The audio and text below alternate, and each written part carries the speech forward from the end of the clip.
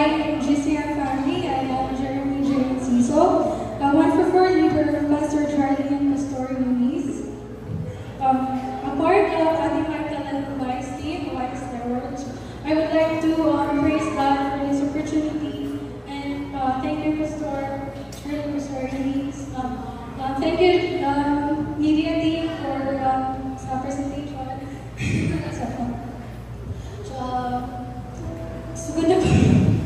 So I grew up in a family with devout parents. Ever since I was a kid, they encouraged me to be a part of different church activities like Angel during Easter Sundays, members of choir, joining Flores de Mayo, so and King and Queens during sa church kami, and being also involved sa Kids for Christ and Youth for Christ. Back then, wala gid ko question kay I think the church was part of me, like etched in my soul. Usual na sila ng mga activities ba. So, but things started to change around grade 6 when my second eldest sister introduced me to na magbasa ng Bible, Christian music. So I realized na I had only been scratching the surface. I was active in church, but I wasn't really growing in my relationship with Jesus. So, even in high school, since nandulo na sa bahan ito is cathedral, member ko sa choir, I still felt like something was missing. There was a longing in my heart, like I was searching for something deeper, but I didn't know what it was. Then in May 2015, we met the lady. So, siya nag-introduce sa ako sa campus ministry. Hindi siya like instantaneous, progressive siya. And siya a lady, and through her, I came to know Jesus in a more personal way. I accepted Him as my Lord and Savior, and that changed everything. I started spending my free time in church, especially during breaks, and for the first time, I felt alive in my faith. I was on fire for the Lord, and I gladly received what I know called as God's life promise for me. So Jeremiah chapter 29, verses 11 to 14, and I read, "For I know the plans I have for you, declares the Lord, plans to prosper you and not to harm you, plans to give you hope and a future. Then you will call on me and come and pray to me, and I will listen to you. You will seek me and find me when you seek me with all your heart. I will be found by you, declares the Lord. And I will bring you back from captivity.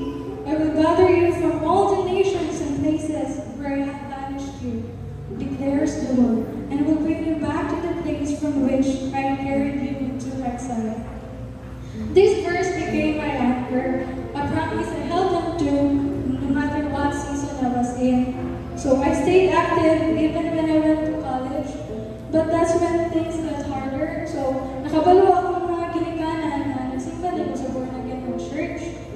Supo kayo ang papa, as in supo good kayo, very, very supo. So I tried explaining to them many times na hindi siya about changing religion, but about siya having a real relationship with Jesus. But then, wala mo sila kasabot, wala mo kinakasabkan. They even threatened me na di ko nila pa-eskwelahon. So, kung dili ko maundang na simbahan. So, I felt heartbroken, frustrated. Siyempre, dependent pagin kayo sa Dominikanan na eskwela pa man ko. I didn't know what to do. But during one of my quiet times with God, He gave me comfort through His Word. Didn't God command you to respect your father and mother?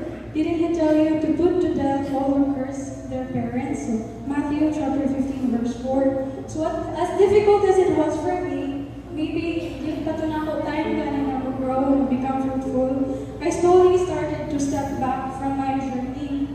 At first, I told myself I would only attend Sunday celebration. So, padunong ko itong ganyan ni Pastor Charlie na hinahinay, magpalite, tapos magpuluyo, hantong sa wala na rin nagpakita. So, naging anak ko, naingon ko nga, mag-join ako sa weekly activities, since na-eskwela pa man ko, wala ka tuloy akong papa ko sa pagpuli. Dapit ko sa mga weekly activities after school. But little by little, I drifted away. Until sa eventually, I was gone. Wala naging ko. I went back to attending my old church, in traditional, out of obedience and respect to my parents because at the time, mama ay gatas na akong buhaton. However, my heart wasn't really in it anymore. But here's what amazed me, that even though I was no longer as active, the promise I received from the Lord when I accepted Jesus as my Lord and the Savior still held true from Jeremiah chapter 29 verses 11 to 14. Even in the middle of my struggles, even when I felt far from Him, He remained faithful. His presence never really left me. So kasi pa po sa traditional church, pero tanaw ko na online gani sa mga preaching online. So fast forward in 2019, I graduated magna cum laude with a degree of BS in accounting technology. And in 2020, I graduated cum laude in BS in accountancy. And then at the midst of pandemic, I could feel the Holy Spirit nudging me, telling me to go back. So around pandemic 2020-2021, ni-chat ko sa mga ate sa ating Giselle, na naman siya diri sa Giselle. I told her na ready na ako mabalik. She had been waiting for me. So thank you, Jasmine. So in January 2022, I think it was late December 2021, and na-meet ako actually sa ating Monica. Pero in January 2022, I became part of the Wise Temperance family. But I was still hesitant. I was taking baby steps, very small steps yun. I'd made excuses not to attend Sunday celebrations because I was still afraid na sa reactions of my papa. Even though I already graduated, hadlok yung gihapon ko. But I kept going to cell groups, and on rare Sundays naman na nailakaw akong papa sa'yo sa bultaw. Karakara ko ang atiman mo, maka-attend ko din. So, it always felt like a celebration, and I'm grateful you tried to bring me in. It was like I was coming home. So in 2023, I took and passed the Certified Public Accountant licensure examination and became a Certified Public Accountant. Another testimony of God's faithfulness in my life. But fast forward in 2024, last year, something happened that shook me and my entire family. Ako po yan namatay, sa accident. At that time, I was still taking baby steps back, and hesitant talaga yung matulog ko sa akong papa. But beyond death, really hit me hard. It reminded me how fragile life is, how short life is, and how anytime ganit, God and Lord in life. So, in that moment, God gave me His word. Don't be afraid of people. They can kill you, but they cannot harm your soul. Instead, you should fear God, who can destroy both your body and your soul in hell. Matthew 10:28. And as I continued reflecting during that season, the Lord gave me another verse. This one felt like a wake-up call. So on Luke chapter 12, verse 48, if God has been generous with you, He will expect you to serve Him well. But if He has been more generous, He will expect you to serve Him even better. So as I look back, mayo naging mo sa akin manano, pero I especially, wala akong kabalo, yun sana ako, yun sa ni Lord, na all of the victories of my life, but it was all grace, it was all His. So that was when I made a decision.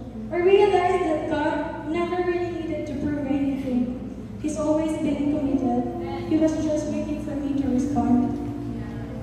So I made a commitment to attend Sunday services consistently. Okay na siya akong priority. And I'm happy to say that wala na ko absent since last year. I trusted God to take care of my parents.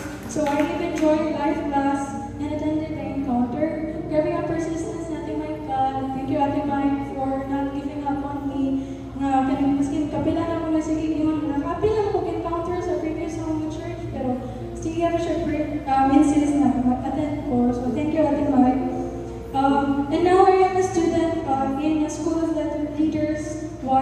And naka-strangers and doon sa isang motor ko sa better work. So, I for one, dinigit ko ang kanang type na kanang mag-converse yun.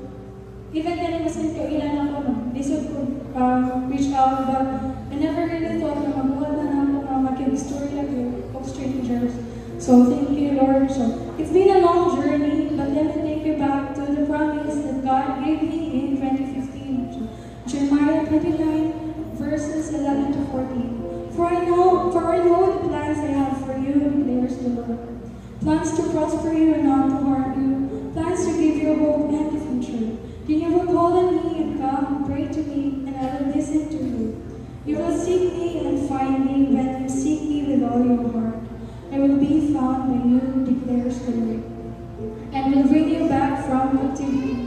I will gather you from all the nations and places where I have banished you, declares the Lord, and will bring you back to the place from which I carried you into exile.